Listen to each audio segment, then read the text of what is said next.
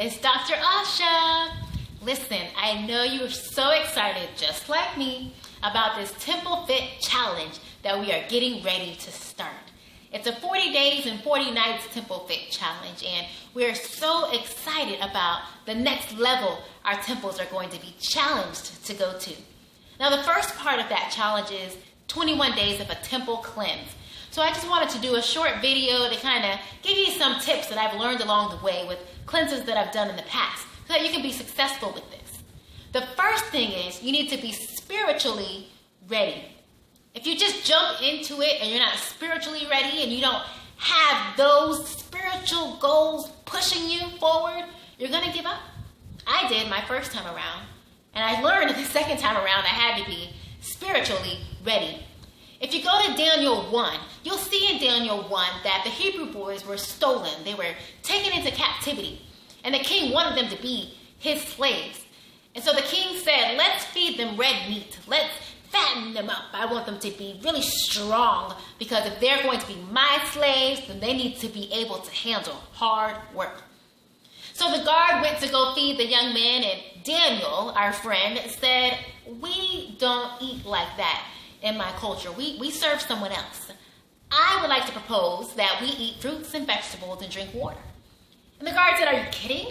I'm not going against what the king commanded. And Daniel said, just try me. Try me and see.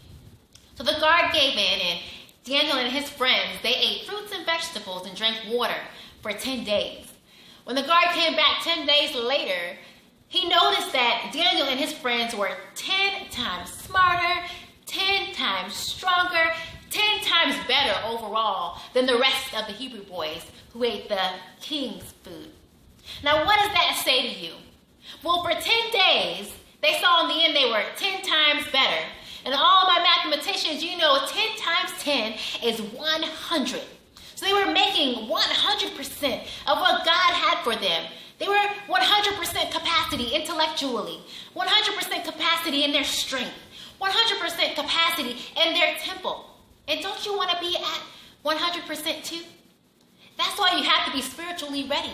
What goals do you have in mind? Write them down. Put them everywhere. You need to be spiritually ready. Tip for you is get rid of your temptations. Your cookies, your chips, your sweets, all of them. The best thing is if you can just kind of eat them if you only have a little bit and don't replace them, or if you can just give them away. That's awesome. If you can't do that, you need to take sticky notes and write yourself reminders. Put on there, no weapon formed against me shall prosper. Put on there that the Lord wants you to prosper and be in health, even as your soul prospers. Put on there that you can do all things through Christ, which strengthens you. Put on there that your body was bought by the Lord, so you need to glorify God with your temple. All these things on there to remind you that your temple belongs to God, and cover those temptations with it. That way when you pull it out, you got a lot to think about before you indulge. The third thing is plan your grocery list based on your meals. So if you know for breakfast you're going to have a smoothie and maybe a bowl of melons with some fresh mint leaves in there, then you need to write out that meal and everything that goes in that meal. Take that list to the grocery store. If you haphazardly make a list, you'll haphazardly shop.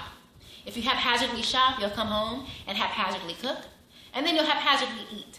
And you'll find that some things that they don't go together, or you'll find gaps in your meals, you'll start to get hungry, and then you'll go for those chips that you hid away, right? So you want to make sure that you plan out what you eat, and then you make your grocery list based on that plan. The fourth tip that I have for you is to plan out the days you will prep, cook, and shop. You want to make sure that in your schedule, you know when you're going to the grocery store. You know when you're preparing your food. You know when you're going to cook your food. You need to know these things in advance so that way your schedule is based on that. Now, in actual life, we should be doing the same thing, but it's even more important when we're doing the cleanse, because you don't want to get caught where you have no food and you have to go buy some fast food. Then you're off the cleanse. The very last tip, tip number 5, is you want to make sure you never, ever go hungry. This is not a fast. I repeat, this is not a fast. It is simply a cleanse. So eat as much as you want, as long as it's within the cleanse guidelines, of course.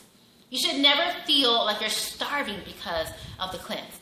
This is just an opportunity to focus on foods that you might not eat as much. How can you enjoy them in a different way? How can you make up new recipes? How can you search for new recipes and put in your own twist, your own different ingredients in them? You should never go hungry. I hope that these 5 tips really helped you so that you can be successful in this cleanse that we are taking on. I'll make sure to post up all kinds of things to my website, www.drasha.com. And we can all support one another through this Temple Fit Challenge. All right, I'll see you soon. Thanks. It's Dr. Asha.